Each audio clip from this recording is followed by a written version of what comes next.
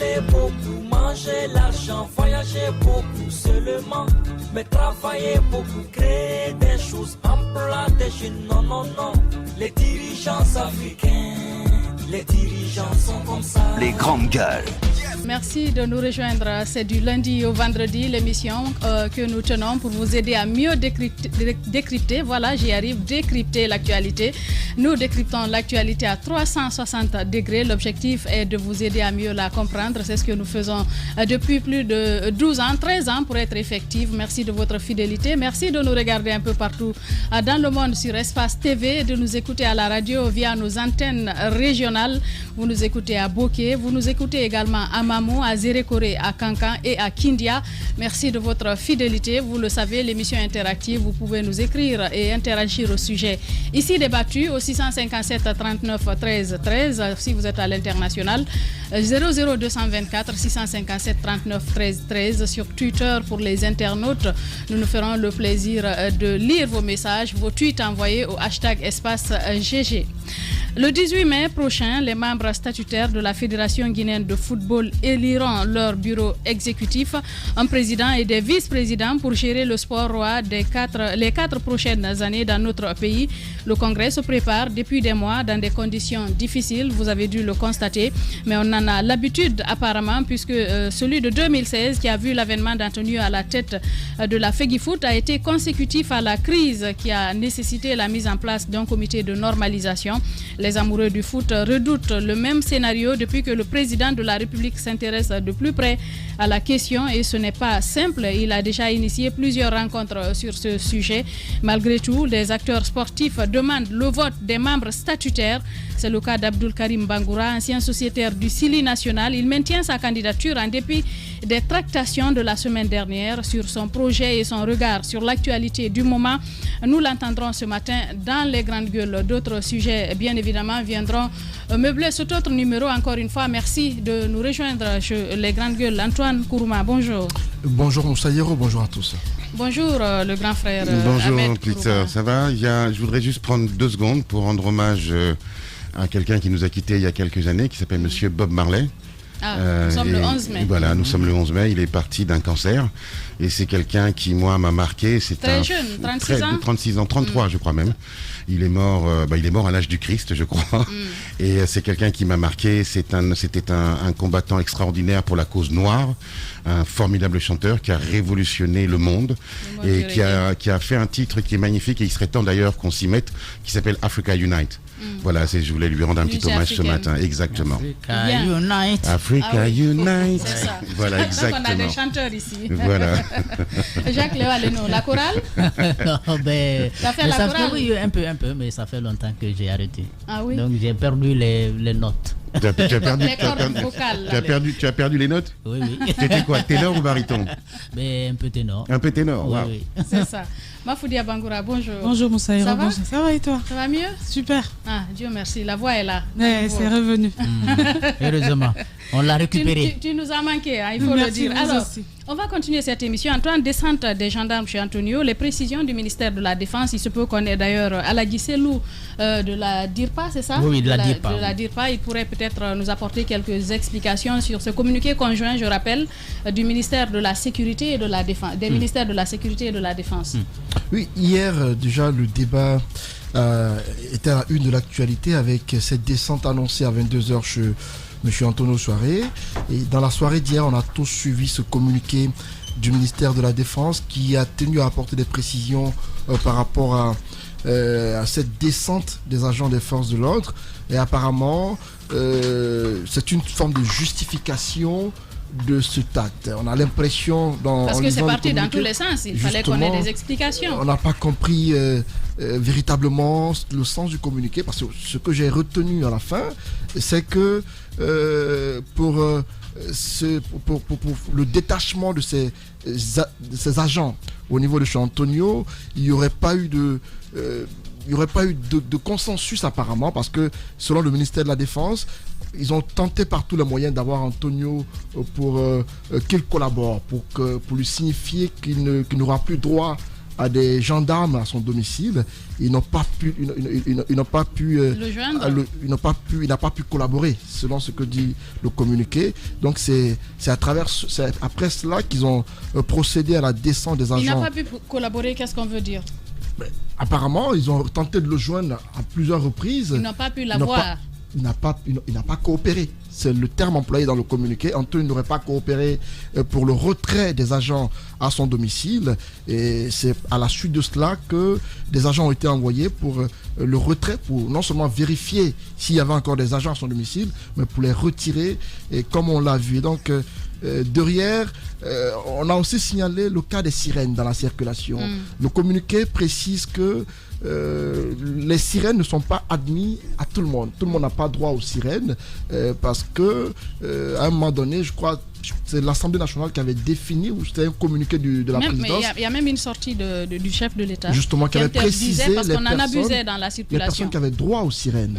Et apparemment, c'est seulement maintenant qu'on se rend compte qu'il y a d'autres personnalités, d'autres cadres qui en utilisent dans la circulation, et c'est dans la nuit du dimanche à 22h qu'on s'est rendu compte qu'il y avait un non-respect de ces mesures qui depuis longtemps ont été édictées, et c'est là qu'on s'est rendu compte qu'il y a des gendarmes qui étaient postés ou qui assuraient la sécurité de certaines personnalités qui ne se devaient pas, et donc on a été surpris de voir cette descente musclée. Bien, on va aller poser des questions, Antoine Kourouma, si tu le permets, du côté du ministère de la Défense. Nous avons Aladji Sellou en direct. Les grandes gueules. Bonjour Elage. Bonjour Aladji pour être précise, pour dire effectivement le nom. Allez-y Jacques Lévaleno. Alors, bienvenue dans cette émission Aladji Sellou. On a vu votre communiqué, mais qui nous pose un certain nombre de questions. Depuis quand le ministère de la Défense a pris la décision de retirer des hommes en uniforme qui assuraient la sécurité de certaines personnalités de ce pays? Bon, depuis bien longtemps, cette décision a été prise, mais il faut dire que peut-être l'application n'a pas suivi, mais depuis bien longtemps, cette décision a été prise au niveau de la hiérarchie militaire, de retirer les agents des forces de défense et de sécurité qui sont postés à divers endroits où ils ne doivent pas être. Bien, alors, vous nous entendez, Aladji Sellou, vous êtes là? Oui.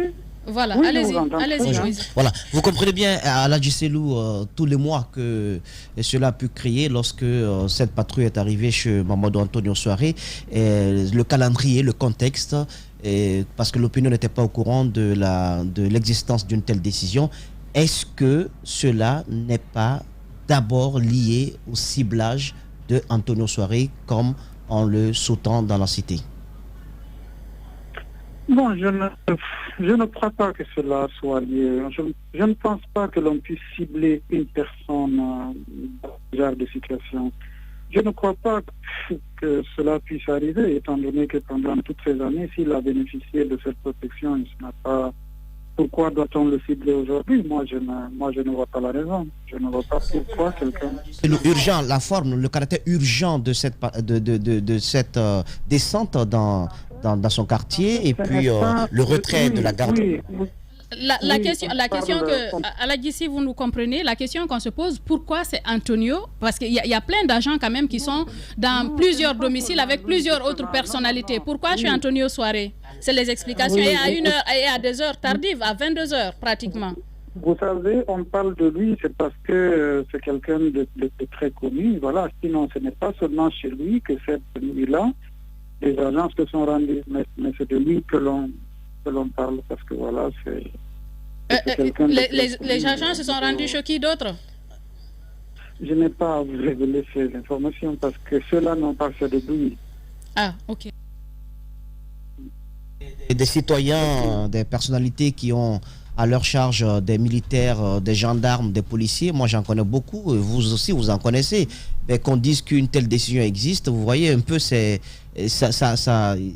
amène à se poser beaucoup de questions. Et cette décision procède de quoi exactement? Vous êtes parti de quel constat? Est-ce que c'est ça peut être source d'insécurité. Vous êtes parti de quel constat pour dire que ces hommes en uniforme ne devraient plus garder ces domiciles-là? Oui, parce que vous savez, il faut d'abord faire l'équité entre tous les citoyens. Pourquoi cela doit être gardé par les agents de la force publique et pas vous et moi, Moïse? Et ensuite parce que cela ne fait pas partie des prérogatives de ces agents des... Mais pourtant, monsieur Selou Aladi, on a suivi cette intervention d'Antonio qui disait que les agents de police lui ont été affectés de manière légale par le ministère de la Sécurité. Il les a pas pris de manière informelle, on lui a octroyé ces agents-là pour sa sécurité. Il parle de 15 ans de collaboration tout de même. Oui, mais je pense que ce n'est pas à ce niveau seulement que les erreurs sont commises et sont corrigées. Est-ce que vous pouvez vous déplacer? La communication se dégrade, on a du mal à vous recevoir. Allô? Oui, j'essaie de me bien, déplacer, allez-y. mais vous me prenez de court. Et là, vous m'entendez? Oui, allez-y. Voilà, je dis, je ne crois pas que ce soit... Voilà, si des agents des forces de sécurité ont été affectés là, ça a été une erreur. Et voilà, parce que les agents des forces de sécurité, ce n'est pas leur rôle d'aller garder leur domicile d'un citoyen. Voilà. Alors, Aladi Selou, Voilà. dites-nous, quelles sont les règles en la matière? Qu'est-ce qu'il faut? Est-ce que c'est normal, c'est prévu que pour des mesures de sécurité, un citoyen, des personnalités, parce que ce n'est pas n'importe qui, il y a d'autres personnalités du pays, demandent une protection auprès des agents des services, auprès des autorités de la sécurité? Parce que ce n'est pas les agents avec les agents qu'on traite, c'est notamment avec le département de la sécurité, peut-être le ministère de la Défense. Comment ça se passe? Que prévoit la loi en la matière? Alors, en ce qui concerne le ministère de la Défense, il n'est pas permis aux hommes en tenue de se rendre dans des domiciles privés pour assurer la protection de ces personnes. Cela est totalement et formellement interdit par le statut général des militaires.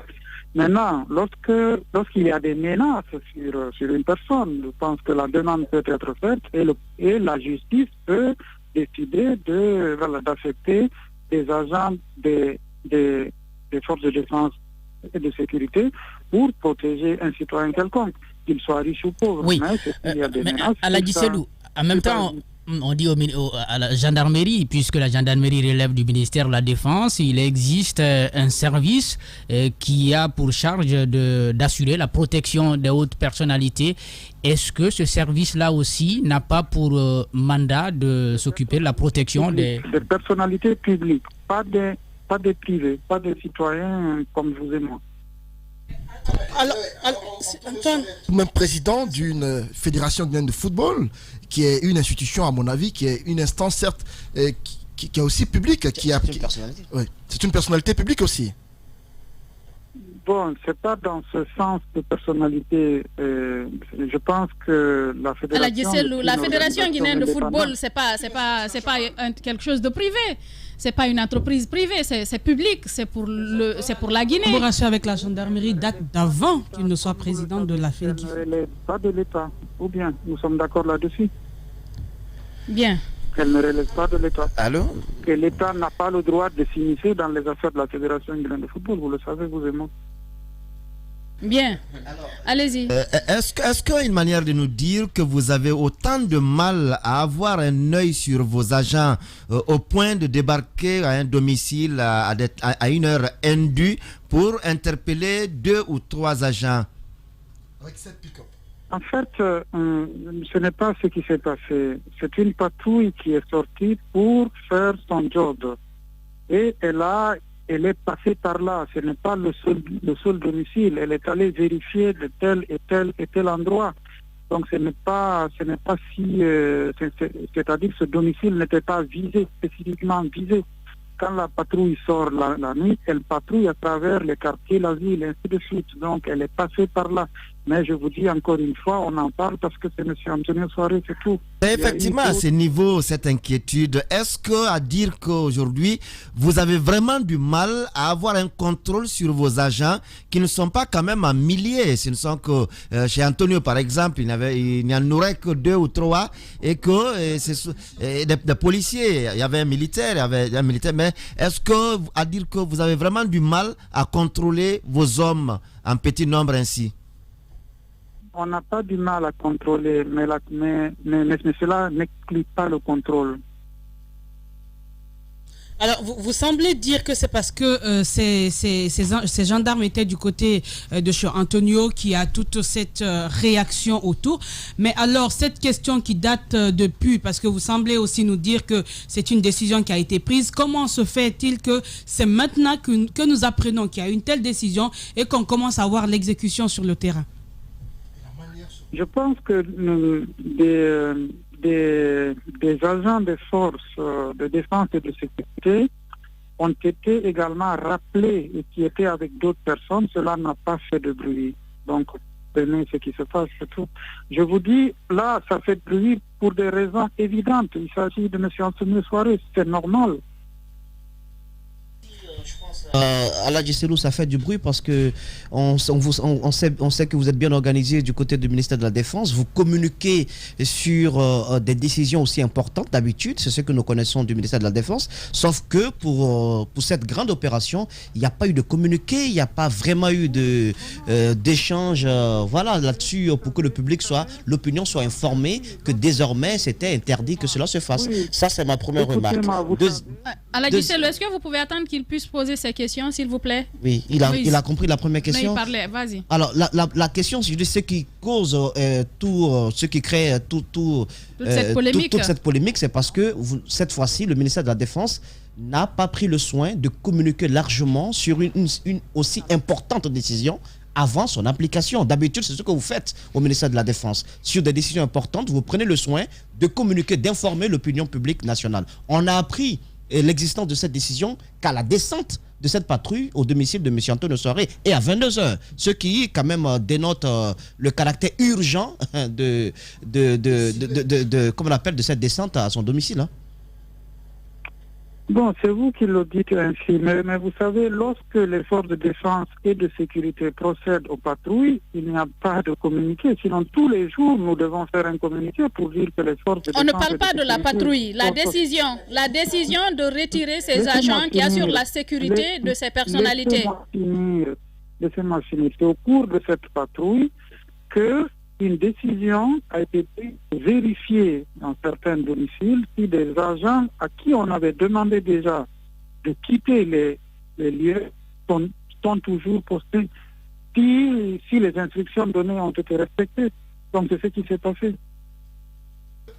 Ce qui veut dire que les agents trouvés sur place ayant violé à un domicile n'a pas été prise à 22h. Justement. Ce qui veut dire que les agents trouvés sur place n'ayant pas obéi aux ordres de la hiérarchie ont été sanctionnés. Parce que nous apprenons que ceux qui ont été pris là ont été libérés en cours de route.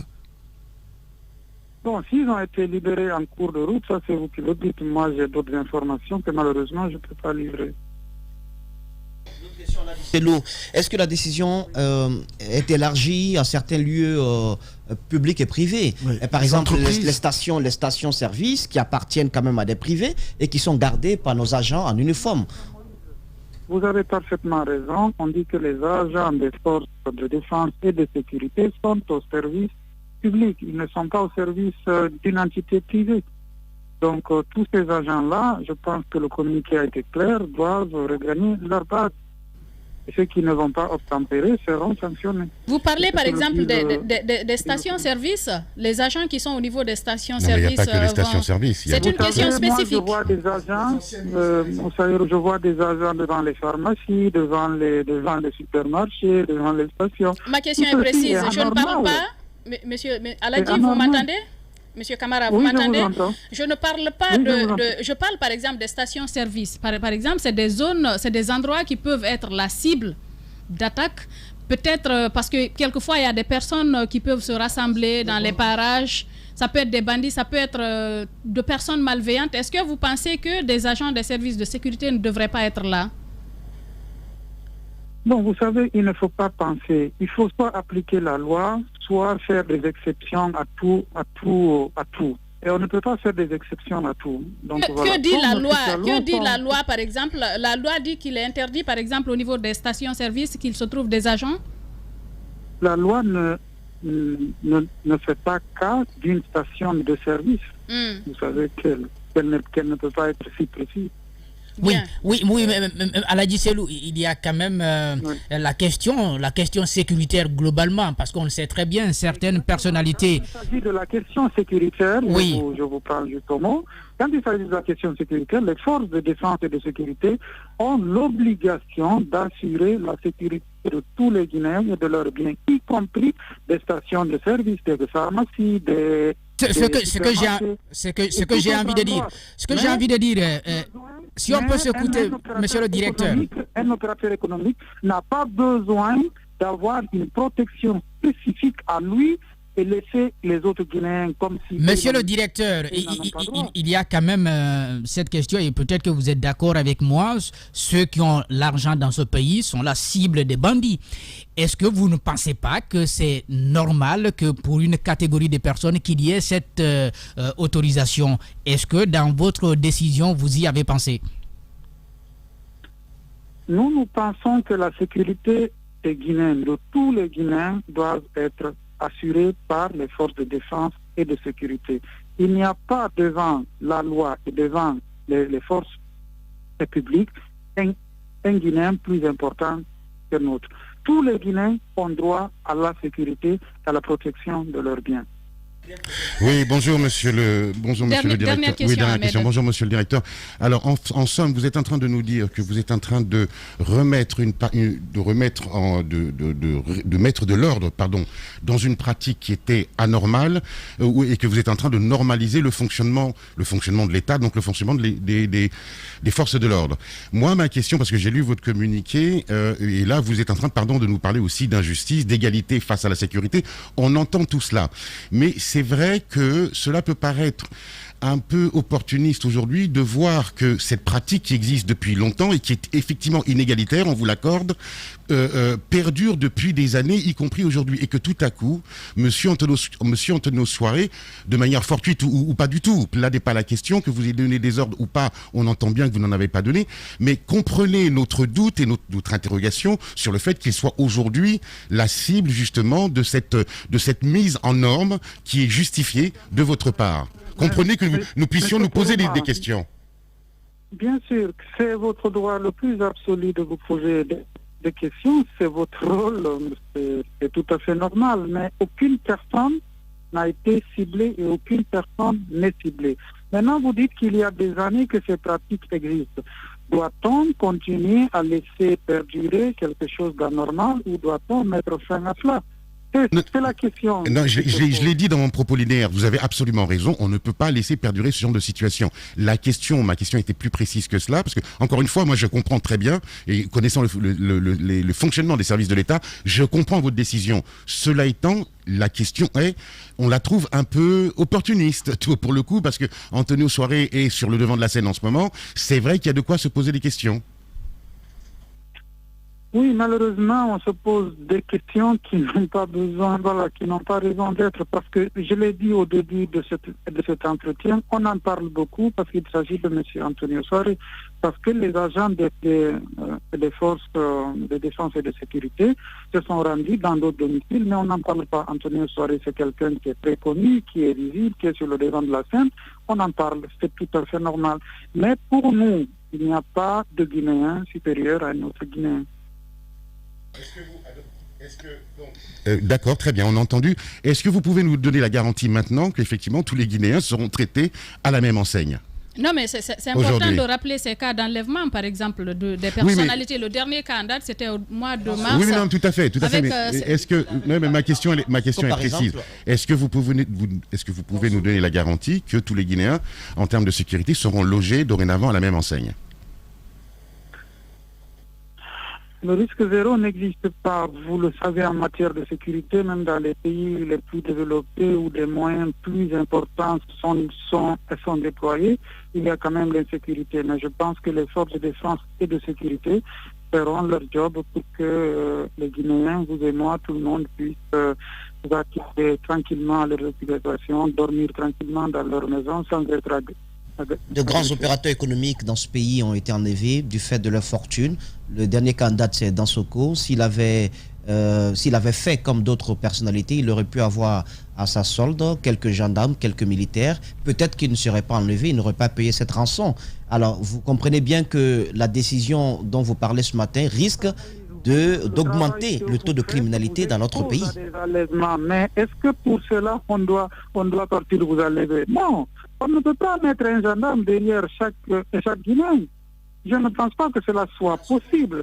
Ce n'est pas parce que quand on est opérateur économique... Tous les citoyens ne sont pas des opérateurs économiques, Monsieur Camara. Je n'ai pas fini. Il y a dans ce pays des sociétés privées de sécurité qui peuvent être affectées à ces gens. Il faut que les opérateurs économiques qui ont les moyens puissent faire recours à ces sociétés privées. En tout cas, c'est comme ça que ça se passe sous d'autres cieux. Ce n'est pas parce qu'en Europe, il y a des gens qui sont extrêmement riches, mais vous ne verrez pas la police et la gendarmerie derrière chaque millionnaire. Aladji Selou Camara, directeur de l'information et des relations publiques des armées. Merci d'avoir accepté de répondre aux questions des grandes gueules ce matin.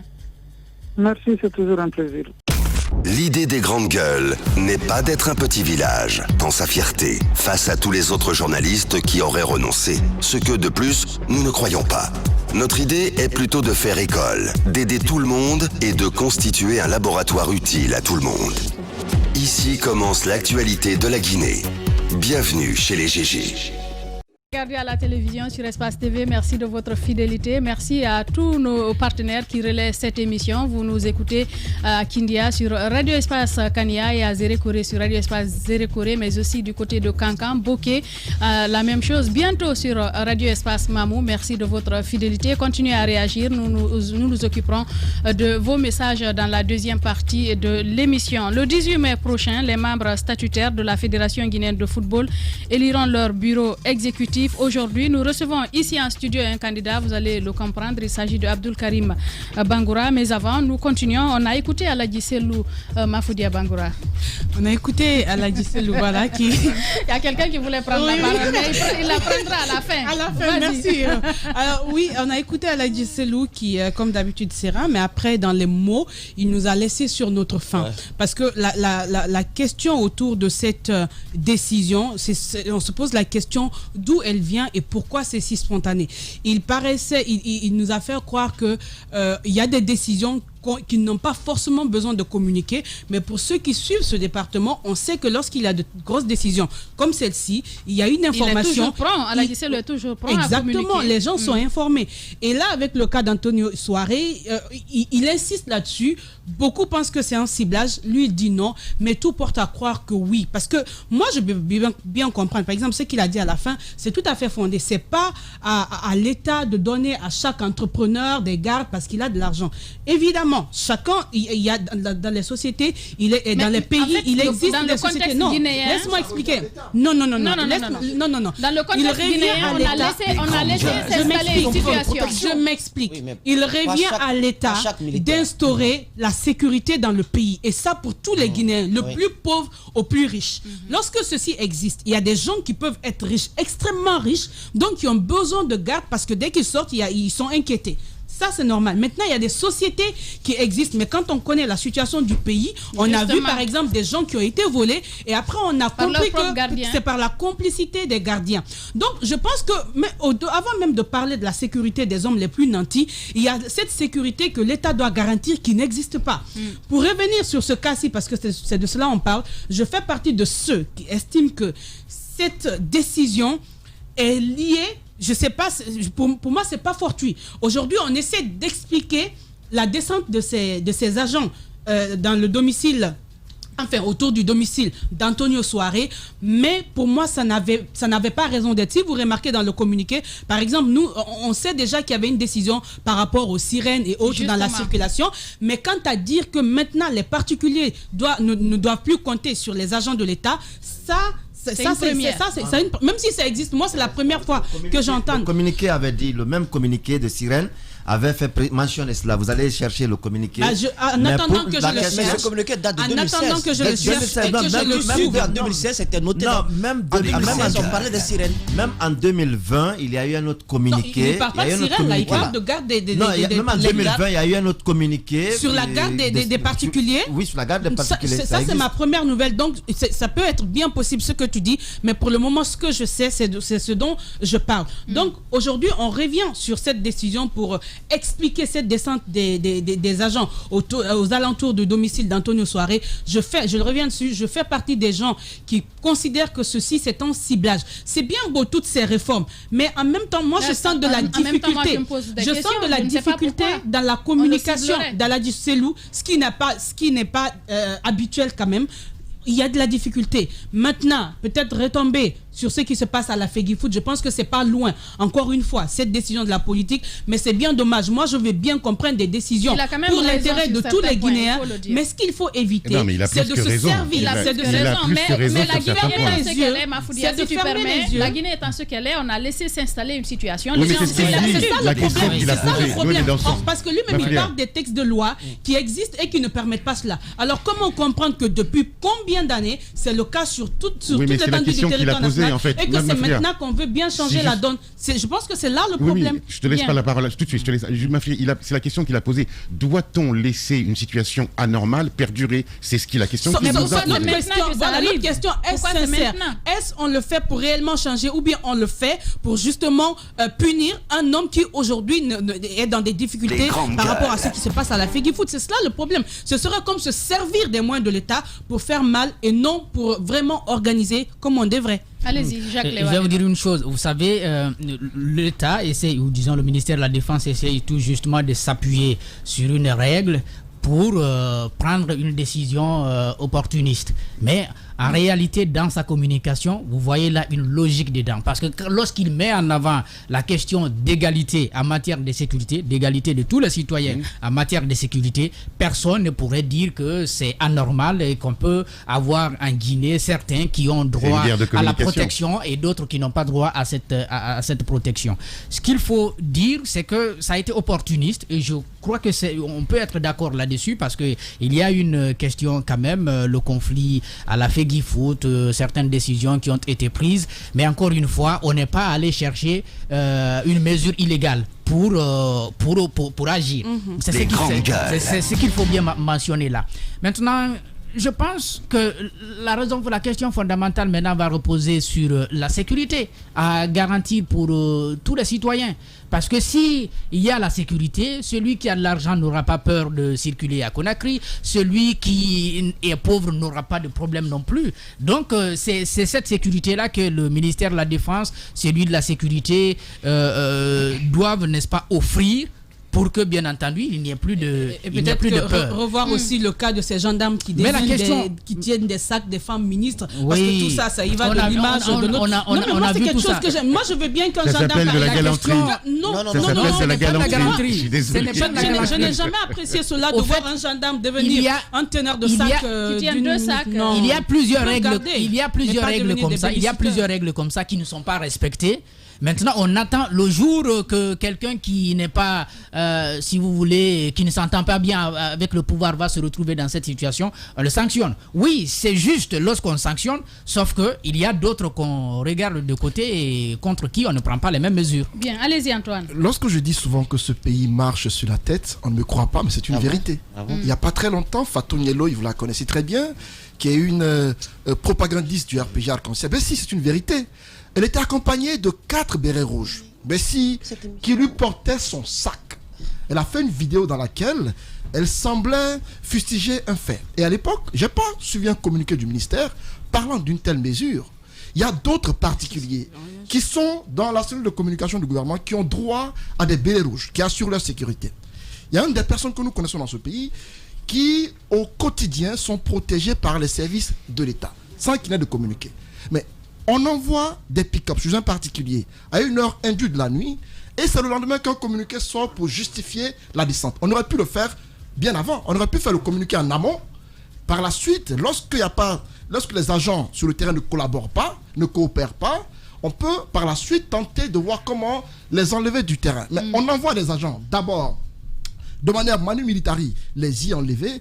Lorsqu'il y a du bruit dans la cité, on essaie de justifier la descente à travers un communiqué laconique qui nous rappelle qu'il y a une mesure qui interdit les sirènes dans la circulation. Je me dis qu'à ce niveau, il y a à s'interroger. Et ce que je retiens de la communication de Alain Cellou ce matin, c'est que désormais, et là on va veiller là-dessus, aucun autre Guinéen, à part les ministres, à part les députés peut-être, ou à part certaines personnalités publiques qui exercent une activité publique, personne d'autre n'aura droit à une sécurité rapprochée d'un militaire, d'un gendarme ou d'un policier. Lorsqu'on le verra, on dira que la loi elle est violée. Parce qu'à ce jour, au moment où nous parlons, je sais qu'il y a beaucoup d'autres cas dans le même registre qui ont droit à cette protection. C'est une forme d'inégalité. Mafoudia l'a dit tantôt. Ce qui se passe, on le sait tous qu'Alpha Condé, quand il veut régler des comptes, il ne s'en cache pas. Il y va avec tous les moyens de bord. Il l'a fait. C'est Dalen Diallo, au lendemain des élections, lorsque la gendarmerie... Rien ne dit que c'est Alpha Condé qui a envoyé des gens attendez, à Madame Antonio, quand même. Tout semble tellement précis. Elle a dit Dalen Diallo, au lendemain des élections en 2015, lorsque il y a eu tout ce qui s'est passé, les gens qui étaient postés devant son domicile ont été enlevés là. Rappelez-vous, ils étaient installés là, à la rentrée de son domicile. Ils ont été déguerpis des lieux parce qu'à l'époque, Alpha Condé ne pipait pas dans la même trompette avec celui d'Alain Diallo. Ce qui se passe, c'est que le président guinéen, le président guinéen, lorsqu'il veut régler des comptes, il utilise le bazooka. Lorsqu'il veut tuer une souris, il emploie les gros moyens et il ne s'en cache pas. On le sait tous. Ce qui se passe, c'est qu'aujourd'hui, il y a une forme de règlement de compte. Antonio, apparemment, dans ses faits, dérange. Donc, dans les faits, il faut lui montrer que l'État existe et qu'on a l'impression qu'on veut le faire taire par les gros moyens. Et puisqu'on sait qu'il y a eu une certaine réaction au sein de la cité, il fallait justifier l'action d'avant-hier. C'est pourquoi ce communiqué laconique qui est assez contradictoire avec ce qui se passe. Le monsieur dit qu'il a eu des policiers à sa charge depuis 15 ans qui assurent sa sécurité. Jamais il y a eu une communication pour interdire cela. C'est brusquement un vendredi ou un dimanche à 22h qu'on se rend compte qu'il y a une sécurité qui est allouée. On aurait pu l'appeler au téléphone ou même interpeller les agents d'une autre façon, mais pas de manière musclée, venir au domicile d'un particulier pour interpeller des agents. Moussa Moïse. Vous savez, Djaga, il y a l'armée. Non, mais si je ne lui donnais pas la parole, l'armée nationale, la police y compris, n'est pas une armée privatisée. C'est pas une armée privée. Sur le principe, on est d'accord. Sur le principe, ailleurs, c'est comme ça se passe. Mais quand on dit sous d'autres cieux, puisque Aladji Cellou parlait d'autres cieux, sous d'autres cieux, l'État s'efforce à instaurer une sécurité de façon générale pour tous les citoyens. C'est-à-dire que de façon très rare, des citoyens se font enlever, kidnapper, il y a demande de rançon, certains trouvent la mort. Dans ces pays-là, il y en a quand même un peu partout. Oui, mais dans ces pays, on prend le soin d'imposer cela. Et puis, au niveau des patrouilles, ça se fait avec les moyens que l'État met à la disposition des différentes forces de sécurité. Chez nous ici, vous savez qu'il y a un véritable problème lié au carburant, lié au fonctionnement des véhicules et autres lorsque vous êtes en danger. Quand vous faites appel, beaucoup de citoyens s'en plaignent parce que souvent on demande le carburant, parce que souvent il n'y a pas d'équipement nécessaire pour que la patrouille puisse descendre sur place. Et puis, il faut compter aussi le ratio. Donc il y a beaucoup d'éléments. Il y a beaucoup d'éléments à prendre en compte en préalable avant, à mon avis, d'imposer une telle décision. Sinon, sur le principe, on est d'accord. Mais je trouve que si on le fait comme ça de façon brusque, parce qu'il faut justifier une descente musclée au domicile d'Antonio Soiré, ben si on le fait ainsi, on va favoriser la criminalité dans le pays. Les stations, je vous explique une chose. Les stations, les pharmacies et autres lieux sensibles, quand ces lieux sont gardés par les hommes armés, ben après c'est payé. Puisque ce sont des lieux privés, c'est payé. Allez-y demander qui reçoit après cet argent. Ce ne sont pas les agents qui reçoivent après cet argent. Donc c'est un réseau bien organisé. Je pense que le ministère de la Défense aurait dû prendre le temps d'évacuer d'abord, d'évacuer les préalables avant de l'imposer, à mon avis. Pour le cas d'Antonio, je finis avec ça. Vous avez quelqu'un qui était avec des agents en uniforme bien avant qu'il occupe des fonctions publiques. On parle de 15 ans. Voilà, bien avant qu'il soit à la fonction publique, à une fonction publique. Il est à une fonction publique. Pour les raisons que nous connaissons, il quitte cette fonction de façon brusque, à domicile, et donc il est avec ces mêmes agents en uniforme. On descend à 22h, on les retire. Parce qu'à la veille de cette descente, des bruits ont couru comme quoi il n'était pas consentant au compromis qui a été trouvé au Palais Sécuritaire, parce que celui qu'on soupçonne comme étant sa marionnette, entre guillemets, celui qu'on reçoit ce matin, entre autres, dit que lui, il n'a absolument rien à voir avec le compromis de Sécuritaire. Donc on voit derrière la réaction de ce monsieur, qui est un monsieur qui est majeur quand même, on voit derrière sa réaction les ficelles tirées par Antonio Soares. Donc il fallait le secouer un tout petit peu. La nuit à 22h, il ne s'y attendait pas, c'est une première peut-être dans sa vie. On le secoue. Quelques jours après, qu'est-ce qui se passe? Mais Alpha Condé obtient ce qu'il voulait. Antonio appelle KPC. Il dit, mon frère, tu es mon candidat. Il dit, ah voilà, on se retrouve. Donc, je vous dis que tout est minutieusement calculé. Mais sur le principe, on est d'accord, mais ils auront du mal à cacher quand même le fait que ça a commencé par là, ça a commencé à Yataya. Il faut avoir le courage de le dire. Non, mais attendez, est-ce qu'on peut parler... Et sincèrement, okay. Je finis par ça. Oui, qu'ils prennent le soin de mûrir la décision concernant les lieux stratégiques à garder et certaines personnalités. Ils ont instauré une porte de sortie, c'est-à-dire que vous faites une demande régulière, justement, vous justifiez que vous êtes en danger et vous adressez à la hiérarchie, la police militaire ou la gendarmerie, et ensuite on vous met quelqu'un à disposition. Non, mais attendez, je pense qu'on a... Bon, d'abord, il faut préciser qu'il y a effectivement une loi qui protège, enfin qui met au service les agents de l'État pour protéger les personnalités, les grands patrons, etc. et les opérateurs économiques. Il y a une loi qui existe. Mais je pense qu'on a perdu l'essentiel dans ce studio, c'est-à-dire la notion de service public. C'est très important. Et Eladj Selou l'a précisé tout à l'heure, il y a effectivement des officines privées qui sont dévolues, lorsqu'on a les moyens, qui sont dévolues à la protection. Maintenant, l'État et la gendarmerie, l'armée, fait partie d'un service public. Ça s'appelle le sens de l'intérêt commun. C'est-à-dire qu'ils ont l'obligation d'abord de défendre le territoire et de défendre la sécurité de chaque Guinéen. Là où il y avait un problème, et là où moi je suis d'accord avec le ministère de la Défense, là où il y a un problème, c'est qu'il y avait une espèce d'inéquité et d'injustice à voir certaines personnes qui n'ont pas de rôle régalien dans l'État, qui sont des personnalités publiques certes, mais qui n'ont pas de rôle au niveau de l'administration, bénéficier sous le joug des deniers publics de la protection de l'État. Ça, c'est une forme d'inéquité et Eladj l'a souligné. Alors, je vais faire preuve d'une grande naïveté. Je crois que effectivement l'État et notamment le ministère de la Défense a horreur de l'anarchie. Et dans ce domaine, il y a une certaine anarchie, c'est-à-dire que des agents de l'État... Laissez-moi finir. Non mais je me réveille, je suis bien réveillé. Mais si vous allez me laisser finir, tu sais quoi, j'ai l'élégance de te laisser finir. Je ne suis pas intervenu. J'ai eu l'élégance de te laisser élégant. Oui, si tu veux. Non, tu vas m'écouter maintenant. Non, si tu veux. De toute façon, dès qu'on n'est pas d'accord avec vous, on parle sous l'effet de quelque chose. Vous savez, ça démarre pas tous les coups. Je connais les effets. Arrête, écoute-moi. Non, je t'écoute pas, parce que tu ne m'écoutes pas. Voilà, et l'élégance de m'écouter. Après que j'ai pris du tramadol, ça c'est autre chose. Maintenant, donc je vais continuer à développer. Il y a une notion qui doit exister, qui commence à exister dans notre pays, ça s'appelle la notion du service public. L'État, laisse-moi finir. Non, je ne veux pas t'entendre. Le tramadol me dit qu'il ne veut pas t'entendre. Voilà, merci. Donc, il y a une notion de service public. Le service public, c'est l'intérêt général et l'intérêt commun. On a perdu cette notion-là, et je dis que moi, je comprends la décision du ministère de la Défense, même si ça ferait preuve, je vais faire preuve d'une grande naïveté, en pensant qu'effectivement, c'est dans le sens de l'intérêt commun et de mettre de l'ordre dans une pratique qui était devenue une pratique anarchique. Voilà, il n'y a pas de raison. Il n'y a pas de raison. Mais alors là, du coup, je vais taper sur mon ami. Je vais taper sur mon ami, mon frère, Lamine Guirassy. Il n'y a pas de raison que Lamine Guirassy bénéficie d'une protection d'un béret rouge. Comment Ouazni, tous. Non,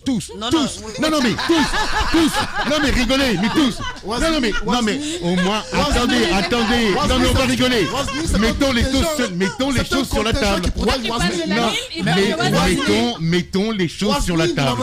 Ouazni, monsieur Lamine, attendez. Ouazni, non mais attends. Mais c'est ce que je dis. Non mais il faut pas. Attendez, quand on dénonce une mesure, quand on veut normaliser. Attendez. Non mais vous me faites rire. Ouazni, c'est un camp. Quand on veut normaliser. Quand Attendez, non, je voudrais juste finir, gars, s'il te plaît. Non, je voudrais juste finir. On a KPC, on a beaucoup d'autres. Voilà, 4 secondes. Alors, quand on veut normaliser le fonctionnement d'un État, on dénonce tout le monde. Monsieur Lamine Guirassy, Fadi Ouazli bénéficient aussi d'une protection KPC, tous. Donc, il faut effectivement qu'on les mette tous à la même enseigne. Voilà. Peut-être vont-ils faire la demande. Allez. Ce qui échappe un peu dans cette analyse, ce qui échappe un peu dans cette analyse, c'est qu'il y a une centaine d'opérateurs économiques qui sont à Madina, qui n'ont pas de gendarmes, qui n'ont pas de policiers, qui n'ont pas de militaires derrière eux. Leur protection, peut-être, il la confie à Dieu. Le bon Dieu. Mais ce qu'il faut ressortir, c'est que tous ceux qui ont derrière eux un policier, un gendarme, opérateur économique aujourd'hui, c'est parce qu'ils ont un lien avec le pouvoir. C'est parce qu'ils ont un lien avec le pouvoir. Pas forcément, Lamine n'a pas de lien avec le pouvoir. Non. Allez. Écoutez. Daouda, réveille-toi. Écoutez. Non, mais attendez. C'est parce qu'ils ont un lien avec l'État. Qu'est-ce que je veux dire?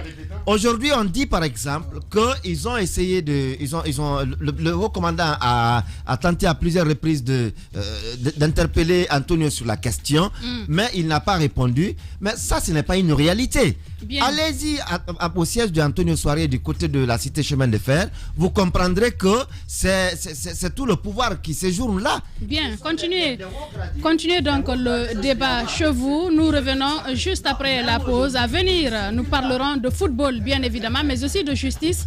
Que pensez-vous du sujet déjà débattu ici? Nous nous intéresserons à vos messages dans une dizaine de minutes. Sur Radio Espace Guinée, les GG pensent comme JMJ. Une presse libre se voit dans la rue. Et la rue voit vraiment si la presse est libre.